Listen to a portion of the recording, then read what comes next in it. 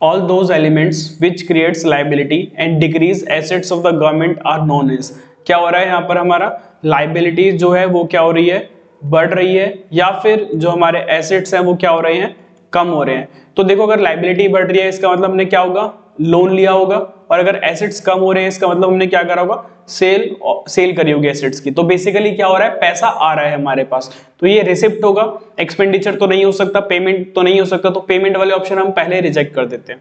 Capital payment नहीं होगा और रेवेन्यू पेमेंट नहीं होगा, ये तो या तो कैपिटल रिसिप्ट हो सकता है या रेवेन्यू रिसिप्ट हो सकता है। अब क्योंकि हमारी लाइबिलिटीज और एसेट्स पे फर्क पड़ रहा है, तो ये क्या होगा, ये सिर्फ और सिर्फ कैपिटल रिसिप्ट ही होगा। ठीक है, ये क्या होगा, कैपिटल रिसिप्ट होगा।